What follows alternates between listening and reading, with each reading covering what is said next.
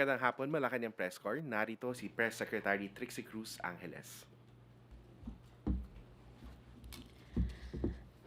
Magandang umaga. Morning.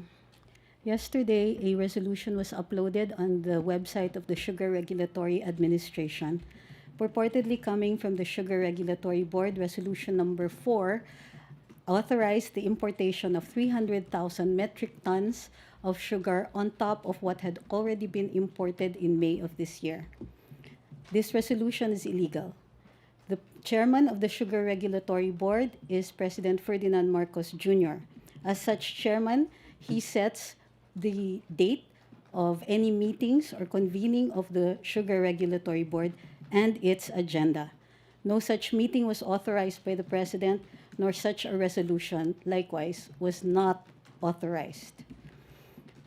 It appears that the resolution was signed for and on behalf of the President by Undersecretary Leocardio Sebastian. He was not authorized to sign such a resolution because the President did not authorize the importation. Importations are a sensitive matter, particularly with regard to agricultural importations. Sugar is one such importation which we take great care with. It is a balancing act. The importation has to be carefully studied to protect both the consumer against the rising prices of basic commodities while ensuring at the same time that we do not destroy the local industry. As such, the only response to the query on whether or not an importation was to be made, the President answered, the President did not assent, and it was the Executive Secretary who issued the order to create an importation plan. It was therefore clear that there is no authorization for the importation of these 300,000 metric tons. An investigation is ongoing to determine whether any acts that would cause the President to lose trust and confidence in his officials can be found, or if there is malice or negligence involved. In such a case, if such findings are made, then the only determination left will be how many heads are going to roll.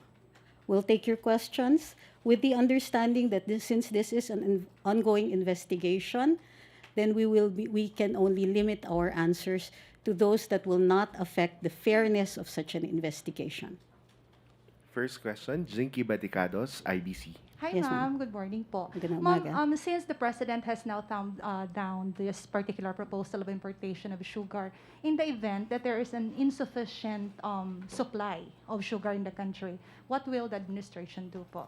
The Department of Agriculture has indicated the allegedly critical levels of sugar.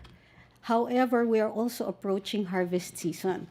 This is why the importation calls for a balancing act. Will such importation affect the harvest and the prices of our local growers? In the absence of such a determination, then we cannot issue the resolution should not have been issued with such haste as it appears to have been made. Ma'am, follow-up lang. Paano po yung mga pag-surge ng prices ng sugar? Paano natin i-address? Like we said, it is a matter of a balancing act. Now, we just imported last May. Now, we have to determine if another importation, supposedly to address the critical levels that are approaching at the end of the month, will affect the harvest season, which opens in September. So again, a study is necessarily called for. And in fact, it was the Executive Secretary who issued the instruction for them to create an importation plan. In such importation plan, a determination has to be made about how this is going to affect the incoming harvest. Thank you, ma'am. You're welcome. Next question, Ivan Mayrina, GMA7. Ma'am, klaruhin ko lang, CES po issued an order to create an importation plan. Iba po yon dun sa lumabas na sugar order number 4. Oh, definitely, yes. So it was a directive, actually. It was verbally issued so that the President can make a determination later on whether or not the importation is actually warranted. So, would you say possibly hong miscommunication ito? No. You don't convene the Sugar Regulatory Board in the absence of the president and in the absence of any such approval on his part. He did not approve the convening. You can only convene the board with the assent, explicit assent of the president, and he did not make such an agreement. So while the investigation is ongoing, ano po ang status ngayon ng mga opisyal ng Sugar Regulatory Board or Commission? They are under investigation. Pero are they still, officially holding Well, their functions? there is no preventive suspension issued as of right now. So, Thank you. Next question. Neil Mercado, Inquirer. If wala na pong questions on sugar, if I can go to another topic. if we can answer it. Okay. Ma'am, how big of a how much of a concern is this information to the Marcos administration? I'm sorry, I need to know what the basis of your question is. Because may mga nagsasabi na yung win po ni President Marcos was full of parang maraming disinformation during the campaign that helped boost yung campaign ni President Marcos. So maybe how much of a concern is disinformation to this administration? If any illegal acts have been committed, then the proper venue for that would be the courts. So that's our only reaction here. The freedom of speech is prevalent in this country. It's guaranteed by the Constitution. People can say that. People can talk about it. They can discuss these matters. But no such wrongdoing has been committed. Thank you po. You're welcome. Kat Domingo, ABS. Good morning, ma'am. We understand that yesterday the President held a meeting with the Department of Trade and Industry with regard to fertilizers. Yes. May we know what was discussed in that meeting? Well, as you know, foremost on the President's mind is to protect our agricultural industries, our agriculture. And part of the concerns of our farmers are the prices of fertilizer. So this was among those things that were discussed by the President with the DTI Secretary. Since the DTI was involved, will price caps be implemented over several ingredients of fertilizers or raw materials? We will have to wait for the DTI to make a recommendation on that. Job Manahan, ABS-CBN Online. Good morning po, ma'am. Job Manan po from ABS-CBN. Regarding po dun sa fertilizers pa rin, Yes, sir. may mga bansa po ba na tinitingnan na pagkukunan po ng fertilizer supply since na-mention po before ni President na parang he's planning to write a letter personally to governments regarding this? The President will make an announcement as to the whatever countries when he does write such letters. Okay po. Tapos, regarding naman po ito sa state of calamity declaration nationwide because of the pandemic, ma'am. Former President Rodrigo Duterte's proclamation extending the state of calamity will end na po because of the pandemic in nearly a month or on September 12 this year. May info po ba if President Marcos is keen on extending this? It will depend on the recommendation of the DOH. But we will make the announcement when the time comes. Okay po. Yun naman po. Any other Right now- questions? Kat Domingo, ABS-CBN. Ma'am, yesterday, the Presidential Legal Counsel issued several statements against defeated mayoralty candidate in Quezon City. May we get the palace's comment on that issue? There is no comment. The visit was just a social call.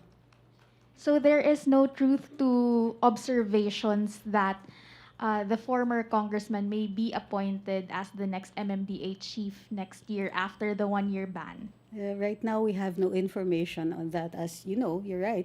There is a one-year ban, so there will be no announcement as to who will be appointed, even assuming that it's going to be him. So right now, that's in the realm of speculation. Ma'am, Thank you, on a ma'am. related point You're to that welcome. question, please. Yes, sir. Kasabay po nung pag-call out na yon ni Chief Presidential Legal Counsel ay yung panawagan na, and I quote, mag-ingat tayo that we may be construed as carelessly showing an arrogance of power in our behavior as public persons, especially if we are somewhat identified with the current regime. Does the palace share that sentiment of the Chief Presidential Legal Counsel? The palace has no reaction. Thank you. Last question. We have two more questions. Left, Narciso. Secretary, nitong mga nakaraang araw po o linggo, marami yung mga anti-illegal drug operations. Sorry, Anti-illegal maraming? drug operations po. Okay. Ano na po ang policy ni Pangulong Marcos sa campaign on illegal drugs? Tuloy po ang campaign laban sa illegal na droga at pinagkakatiwalaan niya ang kanyang Chief PNP na mag-set ng polisiya at direktiba ukol dito. Nilabas naman po ni Chief PNP na tuloy-tuloy ang kanilang operasyon and they will be compliant with the law pursuant to this. Chris Jose, remate. Ma'am, statement lang po sa pagkamatay ni Miss Ligia de Beca Mercado. Issuein po namin mamaya the President will be issuing his own statement. So let's just wait for that. Thank you, ma'am. Michelle Gilang. Good morning, Secretary Trixie. My question is about yung sugar issue pa rin po. Paano po naging illegal yung importation kung dati naman po siyang ginagawa at may order ang SRA, especially now po na manipis yung supply ng sugar at kaya po mahal yung presyo sa market. Also, kung illegal po yung SRO, paano po i-hold accountable yung mga nakapirma sa order, kagaya po ni SRA Chief Serafica at ni DA Undersecretary Sebastian. May sanction po ba yun? At kung di pala approve at nagpirma sila, parang we can say na bypass po ba ang presidente? Well, in order to issue a resolution, they should have met. The meeting was not authorized. Only the President, as the chairman, can call for such a meeting. Number one. Number two, the resolution was issued in the President's name. It was signed for the President by Undersecretary Sebastian. Such signing was not authorized by the President. His assignment as the alternate of the President is merely to be present in those meetings where the President cannot attend. It is not a delegation of authority to call any meetings or to sign any resolutions in the absence of the President's awareness that such a resolution is to be issued. Thank you po. You're welcome. And last question, Jinky Baticados. Ma'am, sorry, sundutin ko lang po yung sinabi ninyo, ma'am, ngayon. Kita nakita. Um, Sorry. On that particular thing po na, that alone, alam nilang illegal, hindi naman to baguhan ng mga nasa SRA. Well, may isang baguhan. Okay. But even if, ma'am, syempre may mga tao po sa paligid nila. So, that alone po ba, hindi siya makukonsider na talagang, since alam natin na illegal yon, hindi ba yun magiging dahilan para, automatic naman na academic, alis ka dyan kasi naging irresponsible tayo? Kaya nga, pero naniniwala din ang presidente sa due process. Tignan natin kung ano ang dahilan, kung bakit minadali nila ito, nag-convince sila na walang kaalam-alam ang presidente, and bibigyan sila ng pagkakataon i-explain yung panig nila. Pagka hindi satisfactory yung kanilang mga explanations, then the appropriate penalties will be imposed. Thank you, ma'am. Sec. Sige, one. One more, Miss Tuesday New. Ay. EZBB. Hi ma'am, pahabol lang ma'am. Gusto lang naming malaman ma'am kung ano po ang status ngayon nitong si Yusek Leocadio Sebastian at saka itong si SRA Administrator, knowing na nagkaroon nga ng ganitong parang glitches dito sa ginawa nilang resolution. And kailan po kaya yung balak ni Presidente na kausapin sila o harapin sila? Ang status nila, lahat po ng pumirma ay under investigation. Iintayin po natin today if a determination can be made na ma-issuean sila ng preventive suspension order habang tumutuloy yung investigasyon. Pero kung mabilis lang yung investigasyon, makakakita tayo ng mga replacements very soon. Okay, thank you ma'am. Okay. Last. Last question, Michelle Gilang. Last. Follow-up lang po. Sige po. May photos po, ma'am, na na-upload sa Office of the President na social media page. Tama po ba na ang kasama po ni President Marcos kagabi ay si Undersecretary Leocadio Sebastian? Photos. Iniisip ko kung ano kung can't see. Office of the President na Yes, ma'am. page. Hindi ko. Yes, and in fact, there was an opportunity for him to answer, albeit informally. So with an investigation, he has to formally answer. So there was a possibility po na na-tackle po yung order na, yung recent order. Yes. But primarily, it was with the executive secretary. So like we said, the president was unaware of it. In fact, in-upload nang wala tayong kaalam-alam. Do we have an info po sa naging discussion ni President Marcos at Undersecretary Sebastian? None at the moment. Thank you po. Okay? Maraming Maraming salamat, Secretary Trixie Cruz-Angeles and Malacañang Press